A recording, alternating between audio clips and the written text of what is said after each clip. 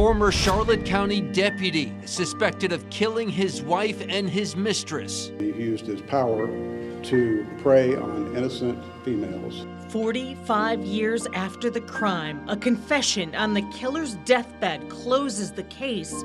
But were other women put in danger? So do you think there could be more victims out there? I think we're going to have some multi-state coverage on this.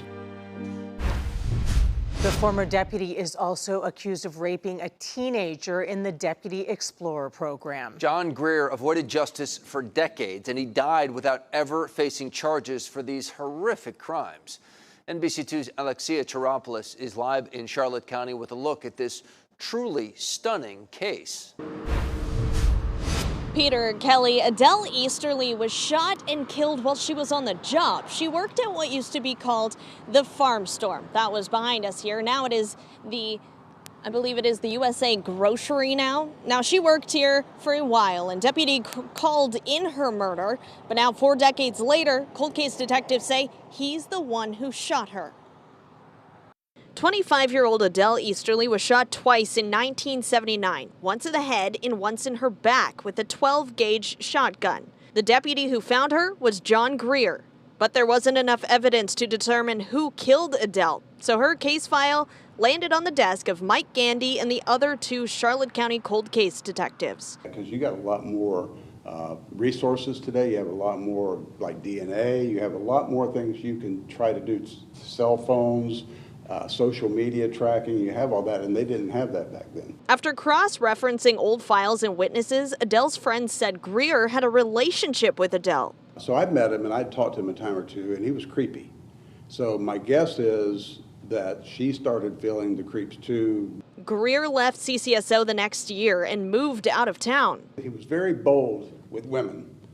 I got a feeling he wasn't that bold with men. I think he was probably a wuss. In 2016, detectives interviewed a woman who said Greer raped her as a sheriff explorer. Then they questioned him last year in Tennessee about Adele and his wife Jackie's death. That happened 71 days before Adele died. But he was on his deathbed. When they talked about Adele, when they talked about Jackie, he acknowledged that he was involved in their shootings. He died in March. Now Gandy and his team are determined to find more victims. I think we're going to have some multi-state coverage on this. From the time that he died, we started putting out some information to other agencies between here and Kingsport, Tennessee. Greer admitted to having some involvement in his wife's death, which was originally investigated as a suicide. But detectives tell us they are still working to put the pieces together there. Peter, Kelly.